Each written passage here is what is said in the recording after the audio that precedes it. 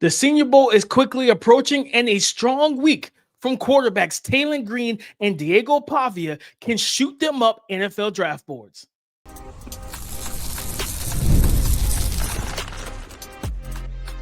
You are Locked On NFL Draft, your daily podcast covering the NFL Draft. Part of the Locked On Podcast Network, your team every day.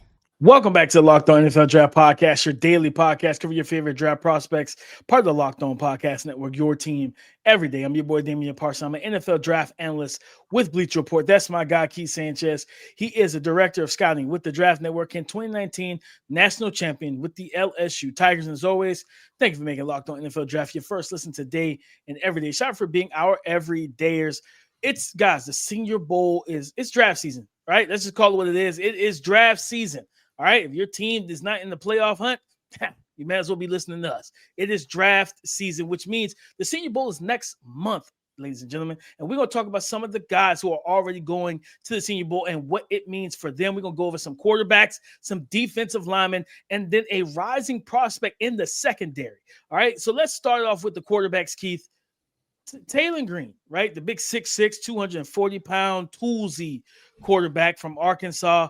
A guy who's played, I think he's played, three, been a starter for like 2.5, 3 years overall, transfer from Boise State. Yeah, it's been a mixed bag because I know he had some injuries too, right? Early on in his career. So it's been a mixed bag of starts, I believe. Yeah, he started in 2022. Past 2 years for Arkansas. And then I think he did a year at Boise, was hurt another year, and then played another year. So it's been a journey. I think that's absolutely. It's definitely been a journey for him. Keith, real quick, I think this was the right decision to make for him. I think this was the best decision to make for him. The way he started the season off very strong, played well. We talked about it, right? I think it was one episode. I think I had him as like a stock following. You said, DP, he's just tired. Like, he's tired. After everything that he's gone through with this defense, who's one of the worst in the country. And I completely agree. He's definitely tired. Now being able to detach from Arkansas, this was the right decision. To go out here and prove that you can run an NFL offense, that you can make the right decisions. Because this is a situation like, this is one of those environments. It's not so much using your legs. You got to throw at the Senior Bowl, right? Mm-hmm. Like, you got to throw. It's a lot. You get the 7-on-7 stuff. You get the 1-on-1s. You get some 11-on-11s, but it's not a bunch of running using your legs to run. This was the right decision for Taylen Green. Yeah, I'm all for this, and I think for him, it's about getting in front of scouts and letting them even seeing your physical profile, right? I'm talking about like just seeing the fact that you're 6'5". And if I was him, I'd try to come in there 240, right? And I'm who's my favorite player? Cam Newton, right? I start throwing out things like that, right?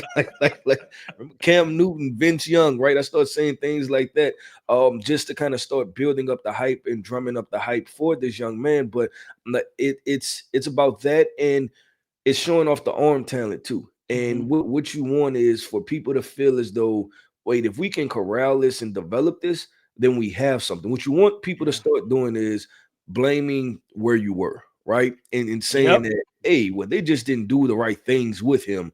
And that's what you want every coach, right? Because every coach has, let me not say every coach, most coaches, they have some sort of ego, right? That if they feel as though if you have the physical traits, that they can coach it. And you just want to tap into that ego for those QB gurus, QB savants, right? Like if you're Taylen Green to say, wait, hold on, this guy's 6'5", he's 240. He can run a, sub 4.5, 4.6, 40-yard dash. He can rip the football on out routes.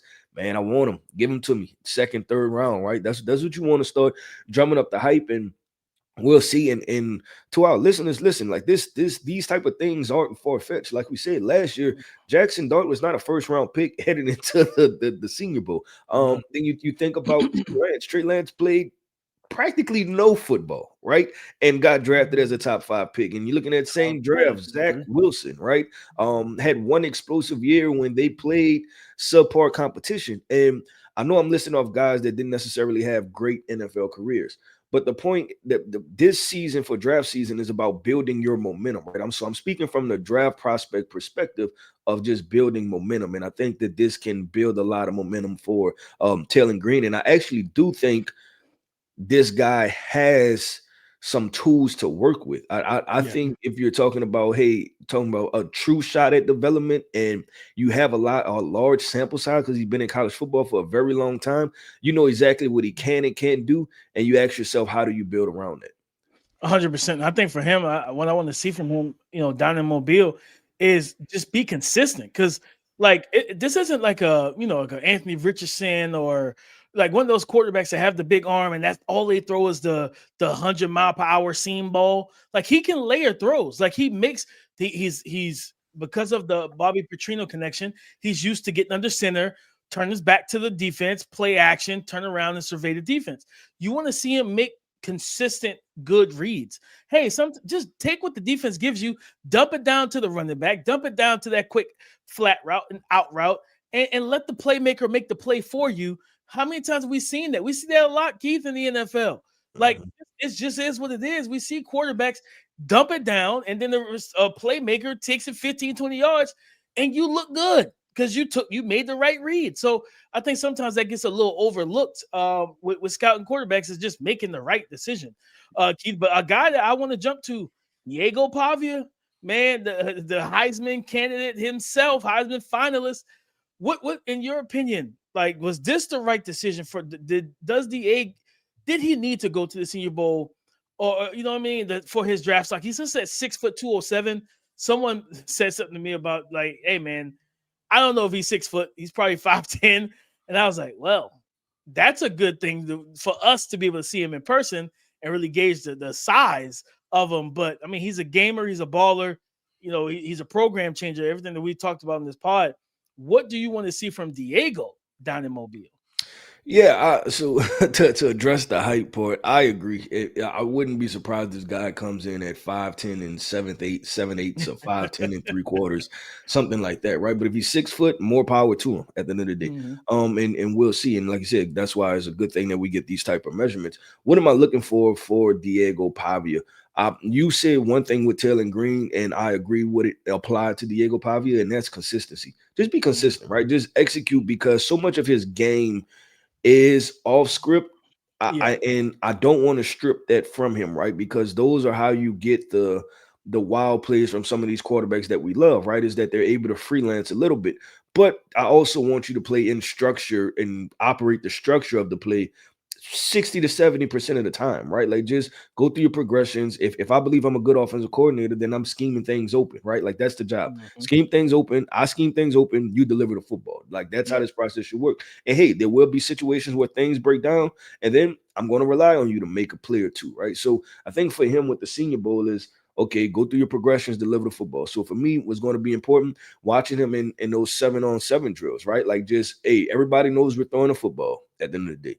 Let's see, can you operate this flood concept? Let's see if you can operate this drive concept. Let's see if you can operate sticks, right? Just the simple things of simply getting the football out. And because of the height thing, I will be paying attention to DP, the throws in the middle of the field, and just seeing how does he, I guess, compensate for that. And we've seen various quarterbacks, right? And I'm not saying that he's too short and I wouldn't draft, because I like Bryce Young. I had Bryce Young as my QB1 coming out, right? So I'm not saying that, but in using Bryce Young as example, Bryce was he compensated for by dropping back further sometimes than what he needed to, right? Like, so he can have even more distance. Drew Brees always said that I was a lane guy. Like, I always like looking in between my offensive linemen to be able to see where to throw the football. Russell Wilson is a guy that people have the historic numbers that he's not really a middle of the field thrower, and that may be because of the issue. So I just want to see how he processes that, and how he kind of finds his way to maneuver around that, especially in a brand new setting. So yeah, there's a lot for Diego Pavia, and I think he can play himself into being a top 100 pick, because the film says I'm tough, gritty, and a competitor. Yeah. And now he just needs the playing in the NFL type situation to show that. And lastly, real quick, DP, I'm going to be paying attention to his character or personality. Let me say, I want to pay Yeah. attention to his personality because I've seen a lot, right? The Theo Von interviews, right? I think Don he was on, Manziel. yeah, I think he was on the Ocho Cinco show, right? With what you call him. So it's a couple of, I just want to see, like, what is he, a rah-rah guy? Is it more of like off the camera? Is it, how do his teammates adapt to it, right? Are they excited? Like, do they like the trash talking, right? Is it because there's I feel like people can embrace it, right? Like with the Baker Mayfields and potentially the Johnny Manziels, but then there's also the guys that don't like it, or they don't do a good job of being that abrasive, and teammates tend to shy away. So I'll be looking at that part too. Yeah, everything you said, I piggyback on, and I agree. I was going to say the same thing. Leadership, character, how he handles himself out there. I'm definitely like, are we going to see? I just want to see who is Diego Pavia. Tell me who you are as a person, as a character. I think leadership wise, I think he's somebody who's going to galvanize the team and everything, make sure everybody's energy's up. I expect him to do all those things. And I just want to see how he handles himself. I think big opportunity for him. Big opportunity to like I said, be a top 100 pick. We just saw Dylan Gabriel go as a third round pick. Why can't Diego Pavia?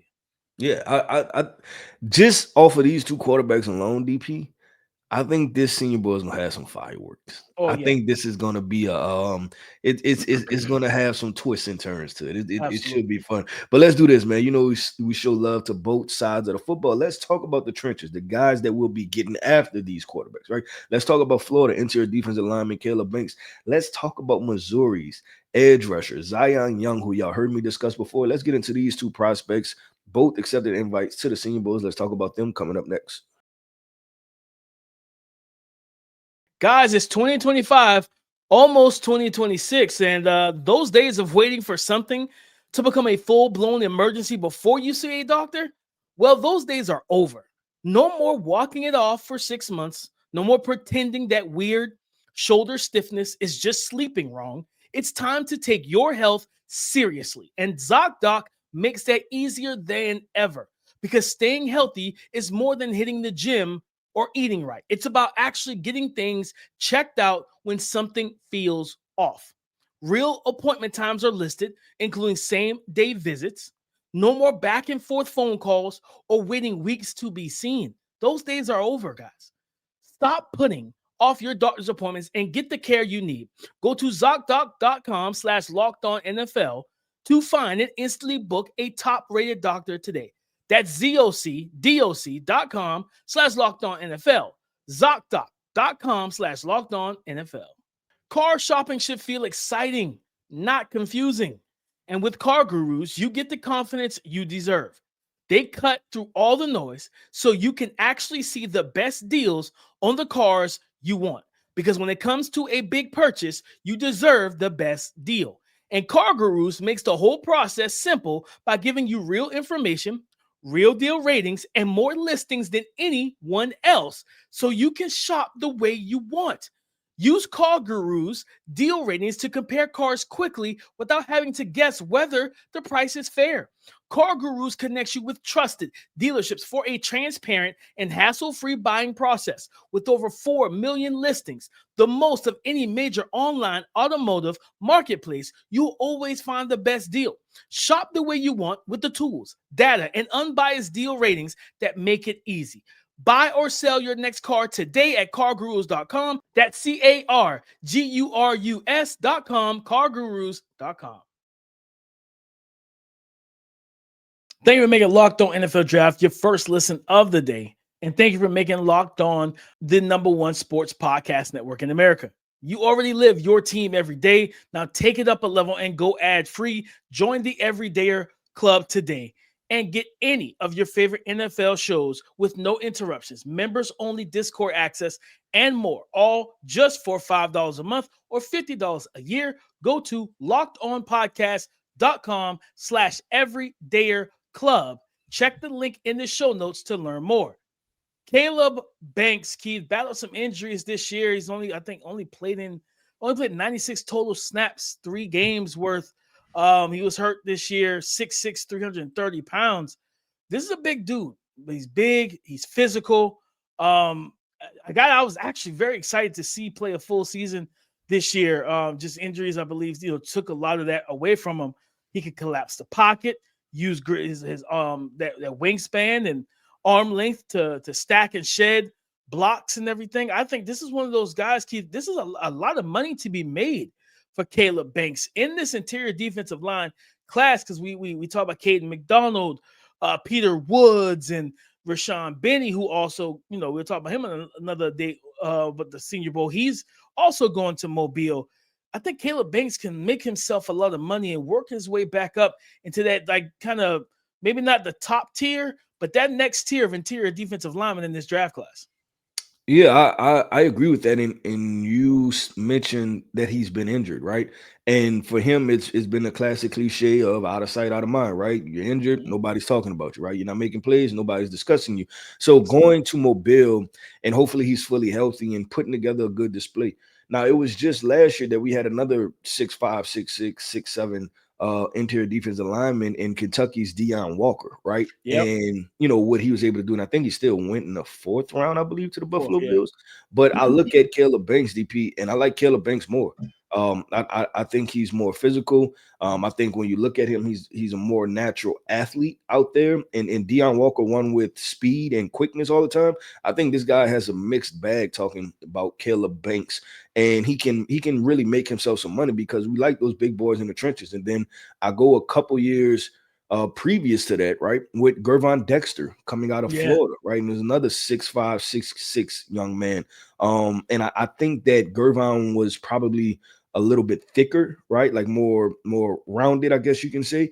But Caleb Banks has a really good opportunity to say, hey, I can, and for his size being 6'6", 300 pounds, I'll be interested to see if he's a double team guy, a guy that would take on double teams consistently. You can say, hey, I'm nose tackle, or, in an odd front, or can you kick him over to being in an even front, and he has to, kind of be that shade or that one tech, or he can play some 3 tech for you. But I think for him, it's about just, hey, I'm flat out a starter, right? Putting yourself in the conversation for being a top 100 pick.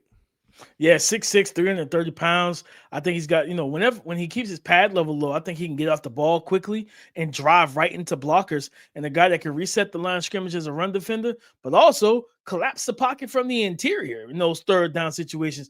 And that's the icing on the cake of sorts, because when you can, the quickest path to the quarterback is through the middle of the offensive line. And if you can start to penetrate and push guys back and create that type of havoc in the middle, then they have to double team you, Keith. They can't leave you one-on-one. Now you leave your linebackers free, and then a creative defensive coordinator say, okay, you want to start doubling Big Banks? Cool, I'm going to send that linebacker right where you left. We're going to replace you with that linebacker since you sliding your protection in that direction. I think that's going to be a big opportunity for him. And like I said, out of sight, out of mind, just reminding people like, hey, yeah, I know I was hurt this year, but what you saw in 2024 on tape, how good I was then, I'm still that good, and I'm healthy now. And that's going to be the big thing. And just like Taylen Green, like you talked about, right, getting in front of scouts and the GMs that will be there, those decision makers, some of the head coaches that do pop up during the week, and them be able to see him in person. And he's a legit 6'6", 330, but he's a 6'6", 330 that carries it well. Like you know what I mean? He's got kind of a lean torso. He's not, he doesn't have like a soft middle. He's not overweight or anything. This is a guy I think could end up being a top 50 pick if he performs well in Mobile, Keith. And again, like the interior defensive line class, it's a good class, but it's like who's going to really elevate themselves behind those tier 1 guys. I think Caleb Banks has an opportunity. But Keith, let's talk about the other defensive lineman there. This is a guy I know you like a whole lot, and that is Zion Young out of Missouri. And I was excited when I saw his name be mentioned, that he was going to the Senior Bowl, listed at 6'5", 260 pounds, Keith. I'm looking forward to seeing Zion Young. And he's had a good season this year, right? He's had a good season, 8 sacks, 14 QB hits, 26 pressures, and he's forced 2 fumbles. Like, he plays with a high motor. I feel like he's going to be the guy that irritates the offensive lineman in one-on-ones the most, because he's not going to, like, he's going to throw multiple moves at you. He's going to keep working towards the quarterback and everything. I want to see how he handles those one-on-ones where it's just, hey, it's just you and your guy. What's your rush plan? How are you going to win your matchups? Do you have a variety of moves that you can just go to on demand? And do you know how to set these blockers up to create those advantageous lanes for you to take advantage of? Yeah, and to the listeners that haven't heard, right, how I feel about Zion Young, I believe this is a first round talent. When I look at this draft and you start to get to the back end of this draft, he's a young man that can make some noise when you start talking about picks 20 through 32 at the moment. Now, and we know post Senior Bowl, if you play good there, there's a lot of buzz that comes out of there. And you look at the measurables, like you said, DP 6'5", 265, right? You're talking about playing a defensive end position. So, you're talking about even fronts, right? 4-man fronts. He can put his head in the ground, and he showed the ability that he has enough there to be able to bend the corner, collapse the pocket, and get some quarterback pressure. Maybe he's not a double-digit sack guy every single year, right? But he's a reliable, 7 to 9.5, 7 to 10 sacks, but also really good against the run. And then when you talk about versatility, on yesterday's episode, right, we talked about the Chicago Bears drafting a Romello Height, right, a true edge rusher. But you talk about being able, like, let's say if you have a designated pass rusher like that, right,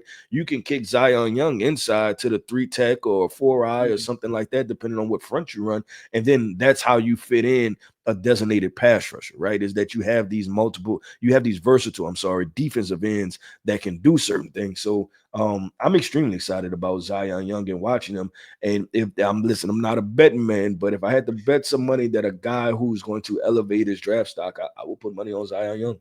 I like the part you added, Keith, about bringing the DPR off the bench and reducing him inside. I would like to see him in Mobile get those one-on-one reps against the guards, right? Hand in the dirt and that kind of 3-tech, 4-eye type of situation. And let's see it. Like, can you do this consistently? Because if so, it just opens up the playbook. I haven't seen a defense do it really since, like, consistently, at least since that championship Giants team, right? The NASCAR package. Guys, for those who watch on YouTube, drop in the comments if you remember a defense doing it consistently.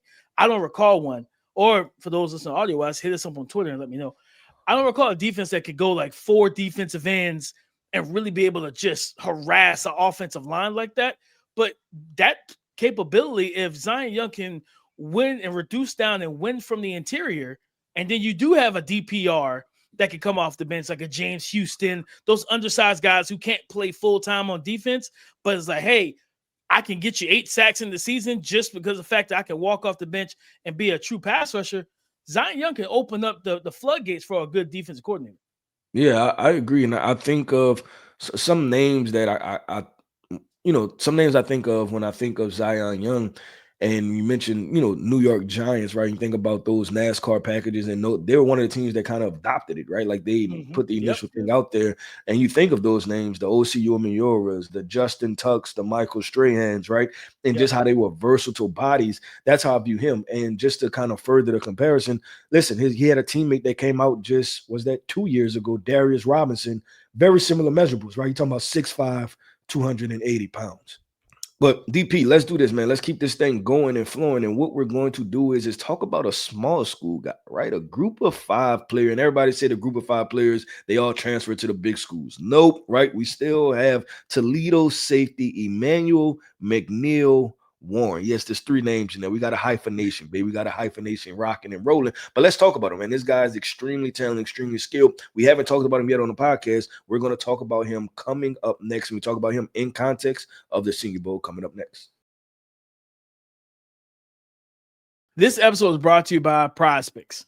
The holiday season is one of the best times for sports. Bowl games, big basketball matchups, playoff push-its. It's all happening at once. And while we're all making choices every day, one of the most fun places to make the right call is PrizePicks. PrizePicks is the easiest way to get in on daily fantasy.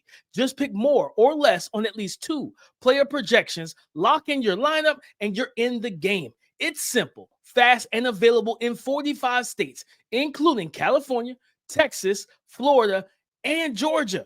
PrizePicks has added an extra layer of excitement to the holiday sports schedule. Download the PrizePicks app today and use the code LOCKEDONNFL to get $50 in lineups after you play your first $5 lineup. That's code LOCKEDONNFL to get $50 in lineups after you play your first $5 lineup. PrizePicks, it's good to be right. Thank you for making Locked On NFL Draft your first listen today and everyday shot for being our everydayers. Emmanuel McNeil-Warren, EMW, Keith. That's just hyphen. I'm just giving him an abbreviation so we don't have to keep saying the full government. 6'2", 205 pounds. And this is a guy that he's good. And you know, shout out to my boy Daniel Harms over at I'm laughing at how you this is a guy, he's good.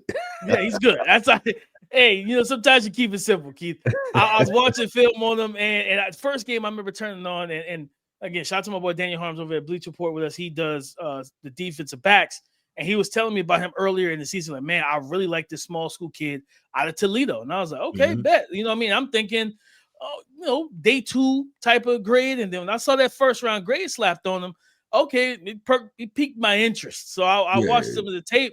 And watch him even against like Kentucky, right? Like this is a guy that wasn't a fish out of the water in terms of like, hey, he doesn't belong in the field with these guys. I like the way he plays the run. He's willing to run the alley. I like the instincts from playing on top of the defense and working downhill and everything like that. He tackles well, but also he gives you like he's not afraid to lower the boom on guys either. Keith, I like that. He's a guy that. I think there's upside with him, with his size. Again, like you know, and crazy enough, they have him listed at 6'2", 205. Looking at him, I thought he was a little bit longer. I was like, man, he might be 6'3", you know what I mean? So, you know, if he's 6'2", 6'3", good. I think he can get you some. Like if you want to go 3 safety sets and maybe he walks down into the if you got those.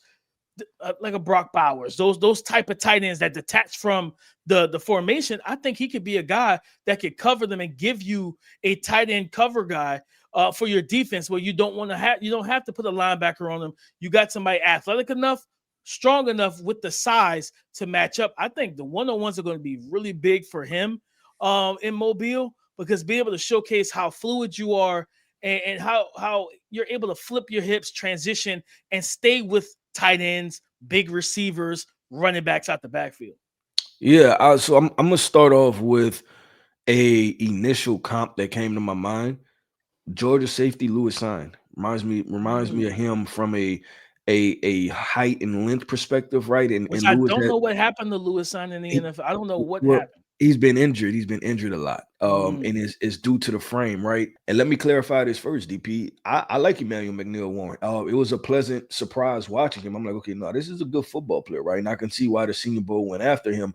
I agree with you. The key to this will be the one-on-ones, right? Let me see your scooch technique out of, you know, when you're playing 7 to 10 yards off, right? Let me see you drive on a football. Let me see you flip your hips and run. Let me see if you can locate and track the football, because I think if he's able to do that, now you're talking about versatility from 1 high to 2 high situations, right? And he can play cover 3, or he can play in a scheme where you're playing a lot of man and put him in various different situations. So I like him a lot. The running the alley, the being physical part, like I said, that and just the overall length, it reminds me of kind of Lewis Sign out of Georgia a few years ago, kind of a you know, somewhere in that bucket, right? But then you want to see his ability to cover, so that way you know, like, hey, is this a predominantly zone safety, or this a predominantly man safety, or can he do both, right? And where can we put him on the field? But definitely a good talent, and he's going to be a guy that coming in here, and shout out to a guy that you know, was a predecessor, right? Quinyon Mitchell played corner for Toledo, right? So, you know, just those little things matter, right? When you talk about, like, and it matters to NFL people. Like, oh, well, the Toledo program is a good program, right? It's kind of how we look at, you know, Wisconsin offensive lineman, right? Like, oh, exactly. You build up a reputation. Yeah, you build up a reputation, right? That if you just play this position at this school, then people just assume you're good, right? Good. Just with Quinyon, right? Like him playing good in the NFL, it's like people be willing to take a chance on another small school defensive back coming from Toledo to be like, hey, like this guy, you know, could be pro ready. So I look at that situation, and he's another guy that can truly elevate his draft stock. And it's not a situation of, well, yeah, it's possible for him. No, it's like it's realistic for him, right? Like that he can really do this and throw his name in the conversation. And lastly, to wrap up with this point of why he can, this is not a great safety class, to be completely honest. And it's a it's an unfound safety class, right? In the sense of the fact we know a few names at the top, but other than that, right? Like it's like, hey, where are the rest of these guys, especially the guys that usually fill out a class when we're talking about second, third round, and you see 5 safeties go in there, right? So he definitely has opportunity. Yeah, I thought about, I had to look up the measurements just now. He's Kyle Duggar light to me, Keith. I like the Lewis sign one, and it kind of like that Kyle Duggar, because that's why I want to see him be able to see, okay, can you cover man to man at the Senior Bowl? Because Kyle Duggar could do all of that. He tackle, he ran the alley, he played in zone, he could give you man to man. He did everything. And I think that the thing with EMW, with Emmanuel McNeil-Warren, is I like his zone eyes, like his eyes and his recognition of routes and reading action and stuff like that is really good. Now, hey, can you showcase, or do you have that man coverage ability in your bag? Because if so, that just opens up a lot of things that we can do, right? Like you said, go 3 safeties, go big nickel, big dime, walk you into because just in case they come out in 11 personnel. Offense come out 11 personnel. It's 3rd and 5. Like, you can't just assume it's going to be a passing play. It's 3rd and 5. Like, they can still run it, right? I see the Carolina Panthers every week. Like, the one thing that's helped them a lot is that run game has really set the floor for that team to where they're rarely in 3rd and longs. So then the play call is open, right? You want to go OTB in the passing game. Bryce is a good job finding the OTB, the throw over the ball. Like, he does a good job of finding those quick routes. If it's 3rd and 2, the playbook is wide open. 3rd and 5, you're like, man, we can't just sell out against the run, or we can't just sell out against the pass. But he's a guy that if you're in those situations defensively, hey, you could blitz him. He's an extra body, a +1 in the run game from the nickel in that overhang spot. I want to see him just showcase his full skill set in Mobile, because I think this guy has a big chance, like you said, to make a lot of money and just prove he's one of the best defensive players in this class, one of the best defensive backs in this class, barring, no hold on positional value. Yep. Well, DP, that wraps up another episode, man, of the Locked On NFL Draft Podcast. And I want to end this podcast off by saying shout out to our everydayers. Thank you for tapping in with us each and every single day. I am Keith Sanchez. You can find me on X at The Talent Code. That right there is my guy, my co-host, Mr. Damian Parson. You can find him on X at DP_NFL. And like we like to say, man, y'all come talk to us because we like to talk back. Go subscribe and follow for free on YouTube, wherever you listen to podcasts, to get the latest episode as soon as it is available. Coming up next week, guys, it starts next Friday. It's a college football playoff. We will be dropping episodes breaking down the prospects and the matchups in each one of next weekend's games. So come and join the conversation again tomorrow on the Locked On Podcast Network, your team every day.